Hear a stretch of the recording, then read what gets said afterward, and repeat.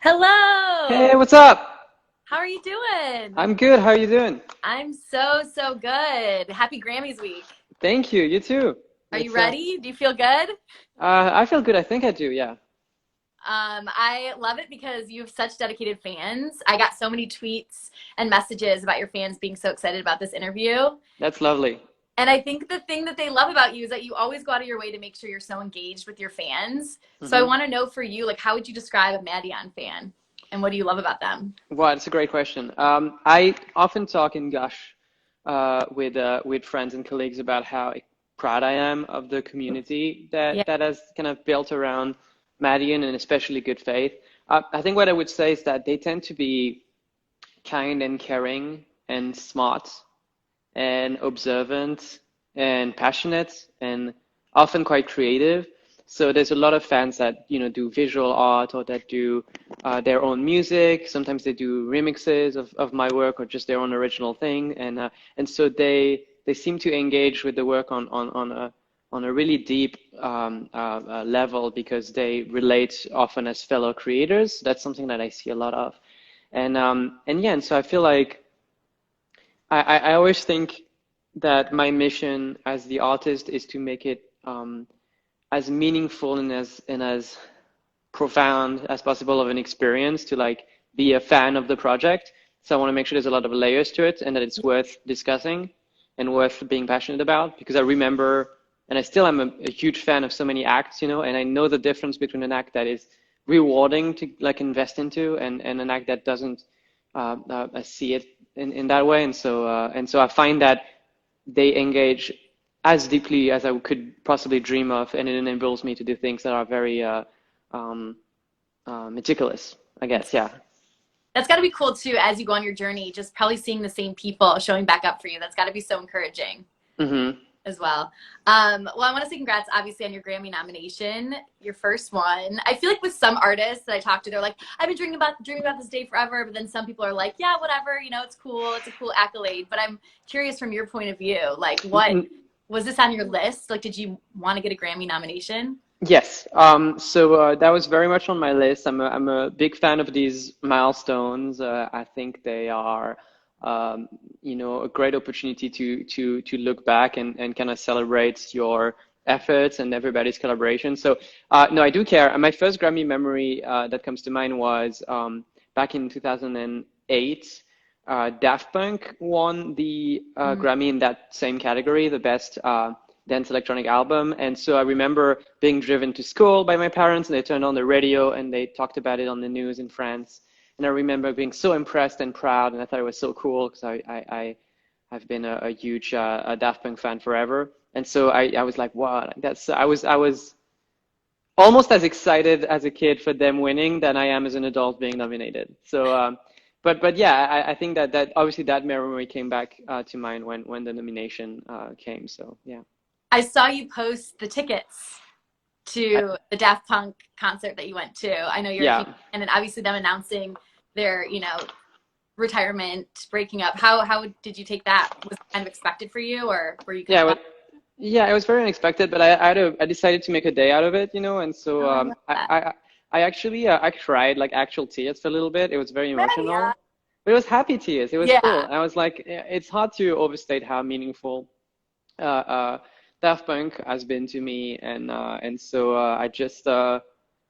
I was just in awe of, I guess, now that closed legacy. They don't really have the opportunity to tarnish it anymore, So I got to like spend a day thinking about all of the memories I've made along the way and how much it has informed my own career and my own life. And yeah, and so I wrote a little paragraph or two about my experience with Daft Punk and Mm. Reaction.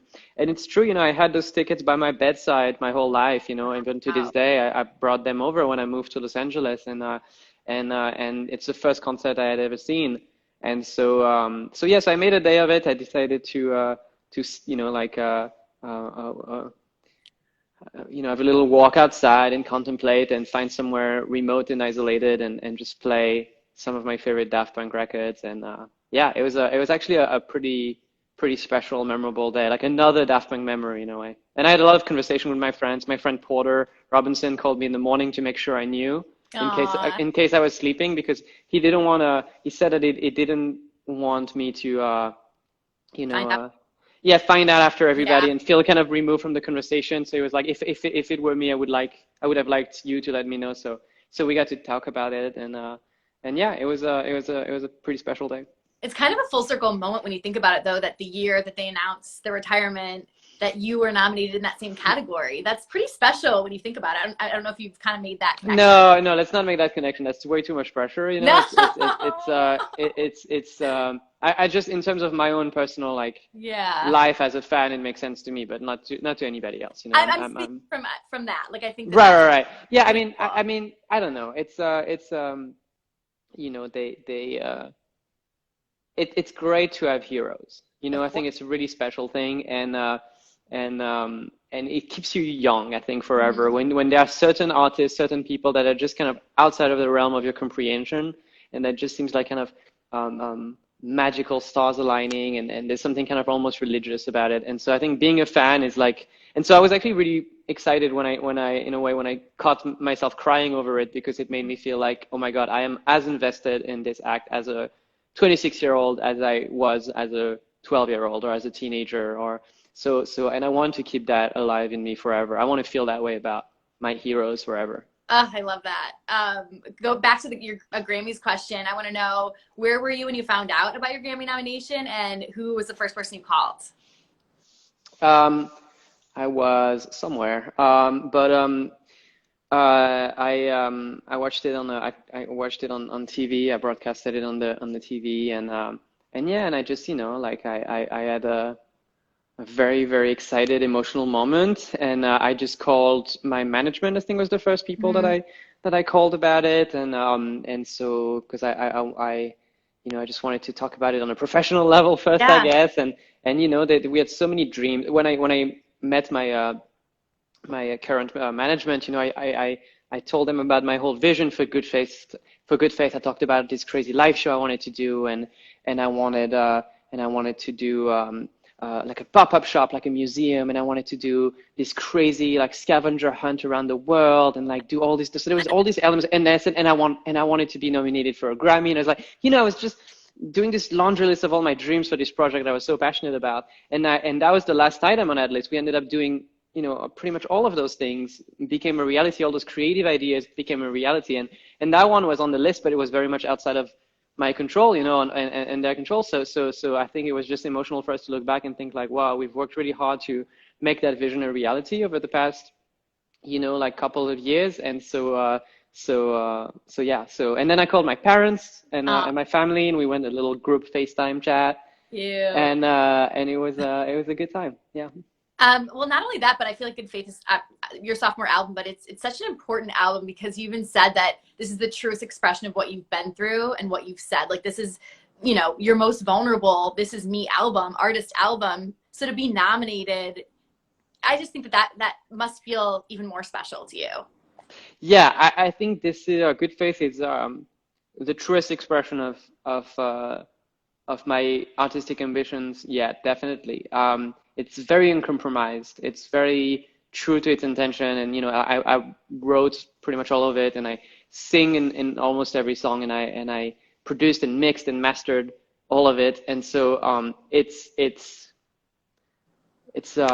completely uncompromised. There's zero cynicism in it, and I just decided to see that vision through. And for that particular album to get recognition is extremely special for me. Yeah.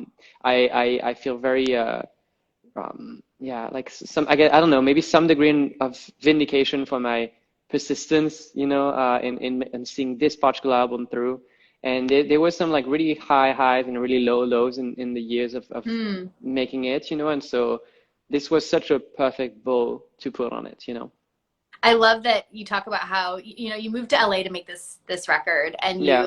immerse yourself in the environment, and basically like, surround yourself with visions of what your vision was of the album. I kind of want to hear more about that and sort of like why that was important for the process this time around. Yeah, so in the first few years of my career, because I started working professionally as Madeon when I was 16, and so I started touring around then, and So, as I was growing up into an adult, I had this whole career unfolding, and it was really important for me to protect myself from that life and preserve a sense of normalcy. And so I would, I lived with my parents, and I made sure to like fly back and go to the same bedroom, see the same friends, and have, and so it almost felt like a secret life, like a double life, like a Yeah. superhero, and I would go to America and I would play these big festivals, but then I would go back home and it would be the Like same thing normal. yeah, I had Yeah. always known. And so I thought I was great for this first chapter of my life, but as I entered my 20s, I realized that, what, actually, I want to be Madeon. I want to Hmm. feel, I want this to be like, I don't want like this impermeable barrier between my personal life and my creativity, and I want to experience it. And so that's what impulsed the idea of relocating eventually to Los Angeles because I feel like the album aesthetic that I had in mind would be a perfect fit for that environment. So I wanted to be able to have sunny days every day and palm trees Sunset. and something like and cover my house with references and mood Yeah. boards and just make it this weird, quirky, creative studio vibe with people coming and so I wanted to live it every day. I wanted to wake up in good faith land every day. And so that's what we did. Do you see yourself doing this sort of immersive experience for your next album? And Mm, also, will you stay in LA? I don't know yet. I'm not really sure. I'm asking myself a lot of questions Yeah. these days about that because I think it could make sense to shake things up and Hmm. to um, yeah, refresh my habits and go Hmm. into something a little bit unfamiliar. So um, I'll see what I end up selecting. I think I'm gonna give this further thought, next month, perhaps. But for now, obviously, I don't even have the option of living in Los Angeles, of course. So I Yeah. can't, I'm not allowed entry into France or anything. So, Hmm. it's obviously this is in the short term, it's not really an option. But yeah. Um, Obviously, like your plans kind of changed with the Good Faith era and how you sort of, you did get to tour it, which has been awesome. I want to hmm know if you plan to, when things open up, pick back up on that tour. Do you see Mm, yourself doing it? Like, yeah, Good yeah, Faith Live is probably one of the creative endeavor I'm like proudest of. yeah. It's my ideal show. I feel so cool doing it, and I feel like the feedback that I get, it's so.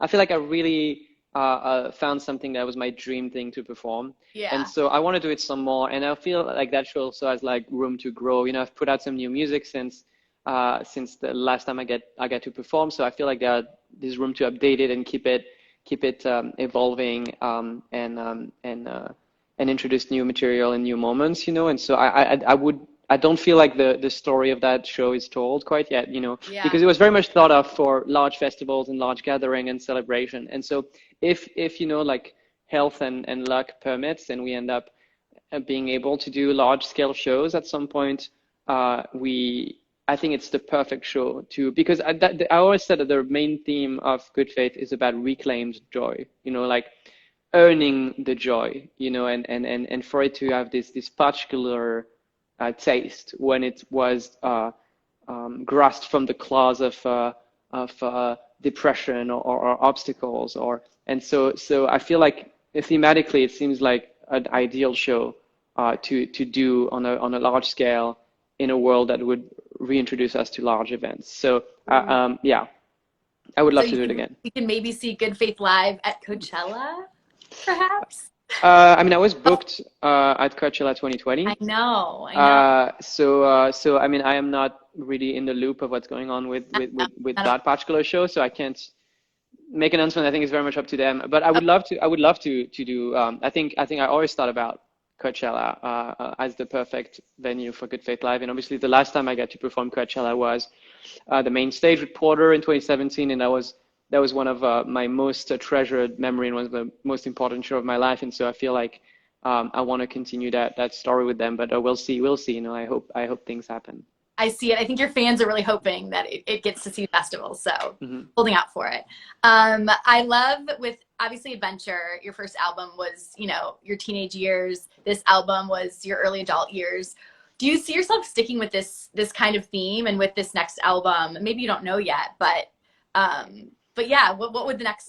What No, would I'm actually gonna skip a few steps, and my next album is gonna be about retirement age, no, I think anytime you make earnest art, it's informed by who you are at the given time, yeah, naturally. And so I don't really necessarily intend specifically to say, oh, this is an album about my early adulthood. yeah, It just reveals just itself to happen. be that as I realize that humans are constantly changing, and so Yeah. they become a testament of my taste and of my ambition and desires then. So I think whatever I make next is also similarly going to be in reaction to the ways that I've changed. And I think, like a lot of people, this past year and those evolving circumstances like afforded me also certain opportunities for introspection and growth, and so I do feel like a noticeably different person Mm. in enough ways that I do want to capture that moment, like I captured the previous iterations Mm. of my worldview and my taste.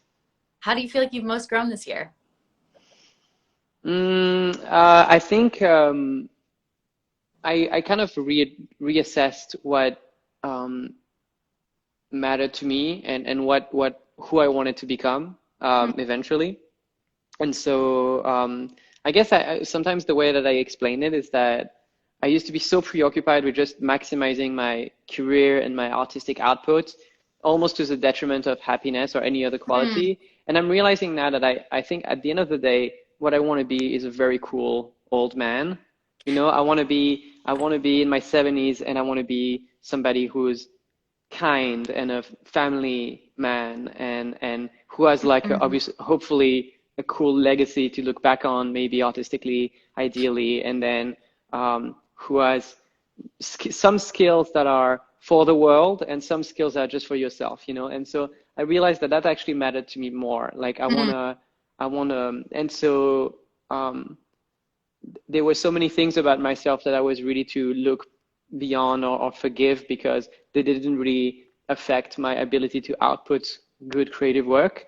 But Mm. now that's not enough. Like it's not enough for me to make a good album. I want to make really important music for me and also progress as a Human. human. Yeah. Yeah. And so yeah, it's I guess this is a fairly vague way to explain it, but it felt pretty fundamental. And I guess I've had just personal experiences in the past year that I've never really had time to have, and that Hmm. were very new to me and that um, made me discover sides of life that were very familiar to a lot of people and that kind of weren't for me. So it's naturally informing also my writing. Yeah. So what is like cool old man Madeon, aka Hugo? What does he do? Like, what do you think are your hobbies? Like, what are some things that you found out about yourself that you enjoy doing in your free time? I think okay. So here's my fantasy right now, and I Okay. think I'm sure it'll evolve. But my fantasy is that I would design furniture, Wow. uh, and I would paint, and I do some of these things already, but like, and then I would just kind of like write songs without really like thinking about it competitively, Hmm. and I would perform magic for my grandchildren, and Oh my God. I would decorate a lovely, weird, interesting, fascinating old man house. Like I don't know. I think I just have this character of old man Hugo in my head, and I'm trying to make sure that I get there eventually. I love that. Have you done any furniture making at all, or is this just like a new? I Is draw. I've been drawing, like, cause I just basically as I fall asleep, sometimes I have melodies or I have visuals for shows or I have just things that pop into my head as I fall asleep, fully formed. And yeah, sometimes I just get like a chair design, and so I'll just scribble it. But I don't think I'll have the time to act on any of this. But I just thought it was like such a typical like retired artist hobby, so I just thought it was like a fun thing to look forward to in my old age. That's really cool. I mean, I'll agree with you where I feel like with in quarantine, it's been one of those things where I'm like, oh my God, I forgot that I like love painting. And then like Hmm. having a day just to paint. And I'm like, how did I never like, you're discovering, it's really neat because you're discovering these parts of yourself that like you've neglected kind of. I don't know if you Yeah, feel, but it's kind of been really special for me as well. And I think a lot of people probably feel the same way. yeah. It's really cool. Have you done any magic at all? Like, I've done so much magic. I mean, it's a lifelong passion of mine, magic, and so I kind of preceded music even arguably. Actually, yeah, and so I yeah just been pulling out my playing cards and practicing, trying to come up with new routines and yeah. So I wish right now I could ask you to do a magic trick, but I don't know if you'd uh, be down. I don't know how because you cannot see a table right now, Yeah. so I would need to angle it. But if you had asked before, maybe I could have come up with something. But Okay. like I don't think I'll risk it impromptu like that, unfortunately. But maybe Fair. in person, I never say no. I'm gonna hold it to you when I Uh-huh. do an in-person interview with you. Okay? Yeah. You bring your cards. Okay. I always have Um, a deck of cards with me. perfect. I know that you and Lady Gaga have a very special relationship because obviously you worked on Art Pop and Chromatica. I want to Hmm. know just like if you have like what's one of your best memories of working together? Anything you can share? I know the fans always love to hear you talk about it. Yeah. I mean, I have a lot of very special memories with Lady Gaga, but I don't, I think there's something quite sacred in the studio, and so Mm, you don't want to share too much, like, so I don't, because it's her story, it's her studio session, it's not my anecdotes to tell, so mm. so all I'll say is that I only have great, amazing things to say about her. I had been a fan from the very start and like a true, legitimate, passionate like fan, and so getting the opportunity to work with her on Art Pop was unreal, an absolute dream, and so she taught me so much. She was so delicate and caring and thoughtful and fun and talented, and so it just gave me a glimpse at what absolute greatness looks like, And so yeah, but I was so young as well back then during Art Pop, and so and quite impressed. So but I look back on that time very fondly. And so yeah, getting to look back and make a very small contribution to Chromatica and to 911, with my friend Michael Bloodpop, was absolutely a thrill, And so we got to hang out briefly in the studio again and reminisce a little bit, and so it was really cool.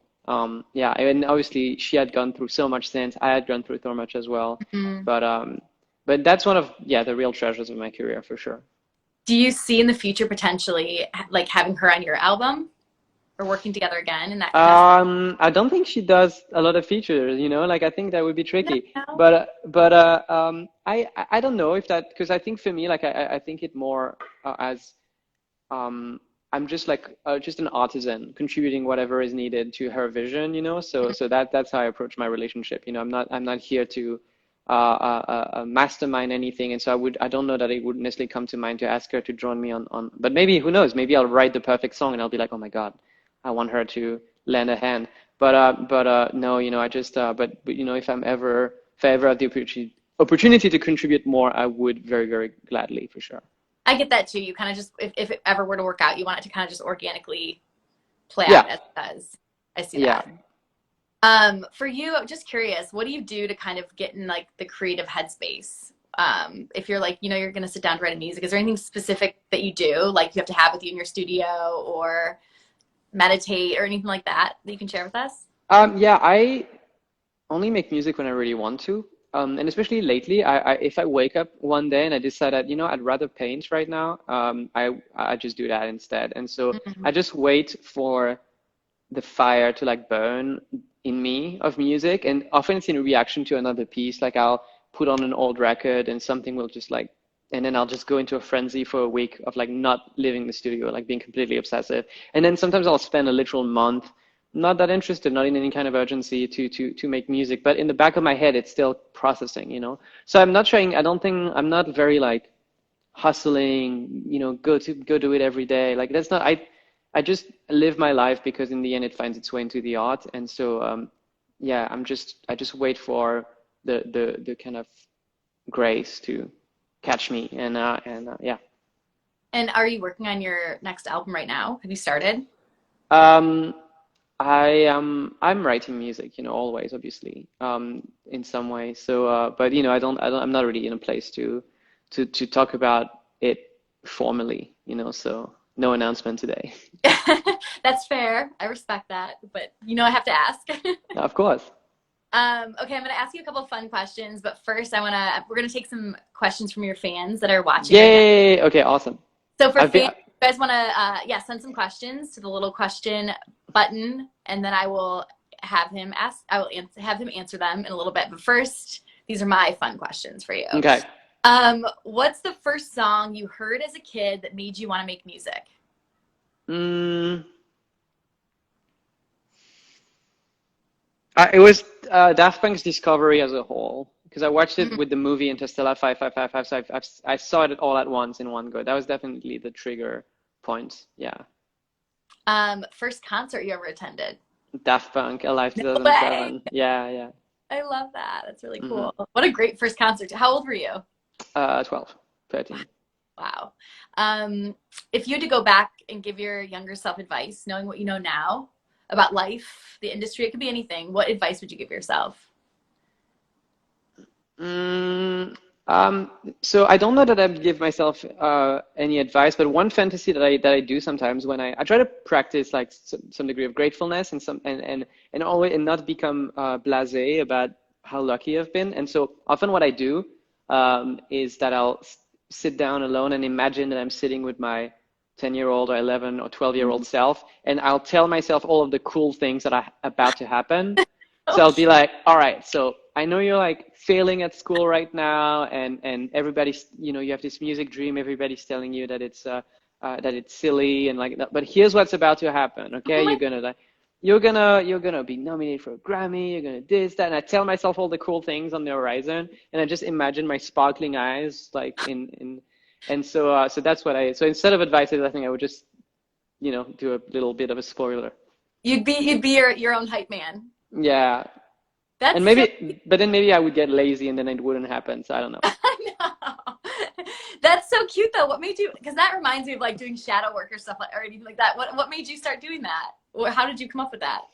I don't know, just naturally, just because I Yeah. was I again like this was so much of what has happened to me has been my absolute real legitimate dream, and Mm. so I just it's irresistible to just gush about it and think like wow how cool, like how lucky am I? That's so important too because I feel like in this industry it's really easy to get stuck on the like, okay, what's next, and not really realize like how far you've come. And so I think that that's such a good way to do it. Yeah, yeah, no, I think it's great to also nurture some degree of ambition and frustration, perhaps even to do more, but like it shouldn't be to the detriment of also like training your gratefulness. Yeah. Mm.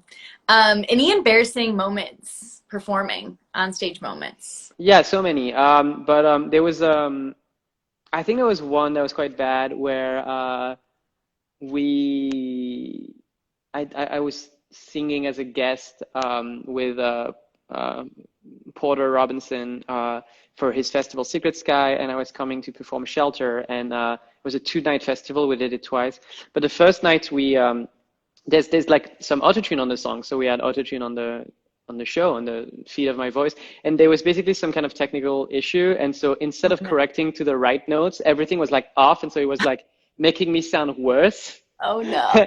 And so I just sounded like awful, like really bad.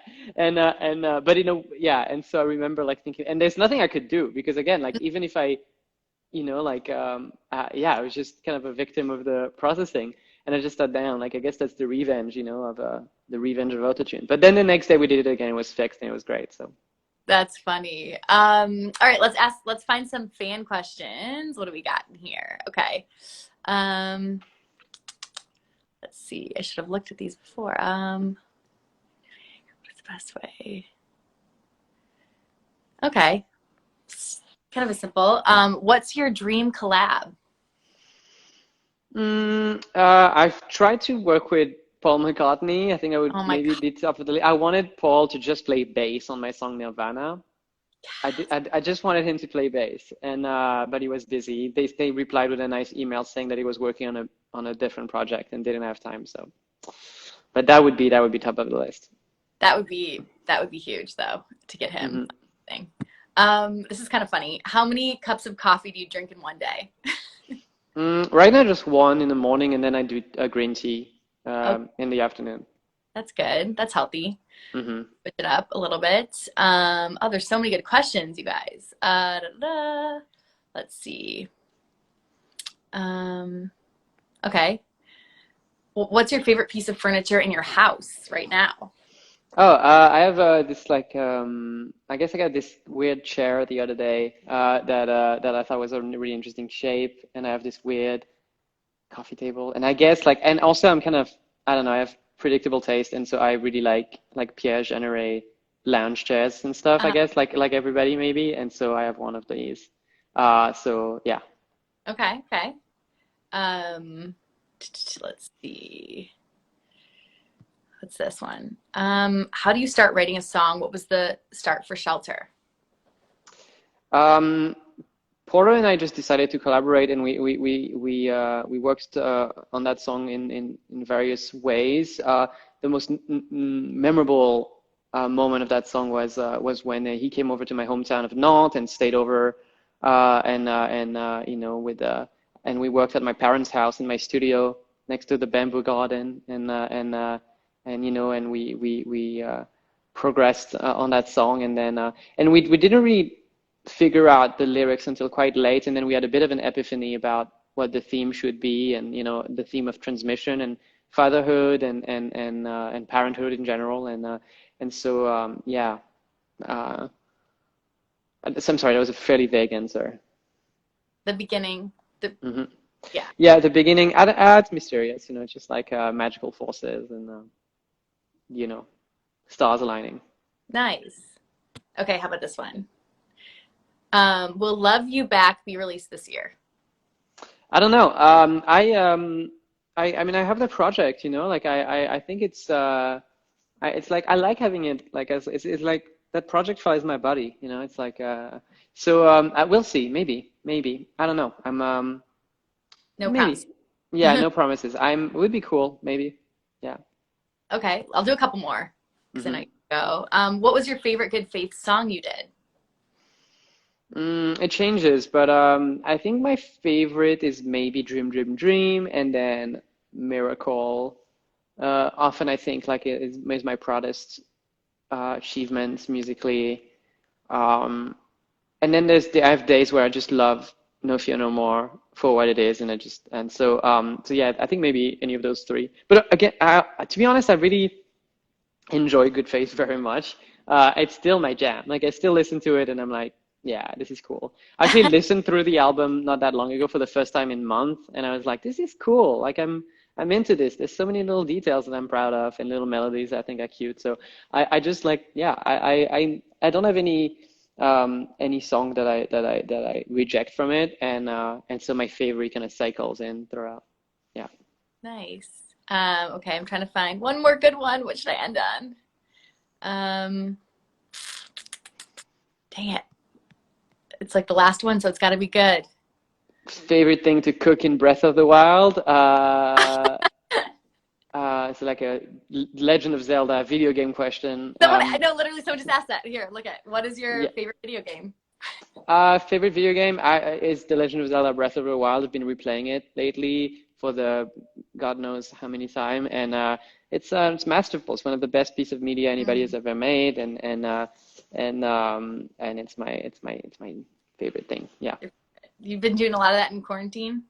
Yes. Yeah. Hmm. And last question, what is your quote to live by? Like, what do you wake up every morning and say to yourself to have a good day? What's your quote? Make you think for the last one. Hmm. Um, I think I don't think I have a permanent one. I tend to have a pretty strong belief in the ability to, at least for me, I think I grow through observation, I guess, and so I feel like I address different areas at different points of my life. So I guess the quote changes, you know, depending on where I'm at, maybe. Hmm. But what would it be right now? Um, I'm not sure. I don't think that I have anything catchy or hooky. I can like go on a like 45-minute rant about a topic or another perhaps and try to, but I don't know that I've been able to like succinctly summarize some of those perspectives in ways that would work as a quotably. So and so yeah, no, I don't know that I'm the best candidate for to answer that. Okay. Sorry. No, it's okay. Are you in a mood right now where you're just like ready to be out of quarantine, or are you just kind of like in a still surrender mode of I think it's kind of tricky actually because I think this in between situation is challenging because it was easier in a way to have some distance and practice some sort of form of wisdom when I was pretty convinced that maybe shows would never return. And so and maybe that's what inspired me looking forward to old age and like looking mm, beyond music. But now that things, now that there's a reason for hope and I don't know, I'm like kind of lost. I don't know how I'm supposed to feel. I mean, I guess yeah, I'm trying to find my footing emotionally. Like I'm not sure if I want to just rush back into yeah. the way that I felt, a year ago. So I don't know. Yeah, I'm a little lost, Well, I like think we everybody. it's so relatable because I think we all sort of feel that way, right? Hmm. It's like it's almost scary. We've been kind of in this place where, yeah, we've taken time for ourselves and we're creating or whatever it is we're doing. But yeah, I think that's a pretty relatable response. So thank you for Yeah. your heart. I appreciate that. And thank you so much for hanging out with us. It's been such a pleasure to talk to you. And I look forward to interviewing you, Magic Tricks, and then Old Man Madeon. I cannot wait. Yeah. I wanna let's do it. Let's do it. Yeah, well, thank you. And thank you everyone for tuning in. You guys have been great, amazing questions. And we'll see you at the Grammys. Yeah, see you then. Thank you so much. Have a good one. Bye. Bye See you bye. guys. Bye, everyone. Bye bye.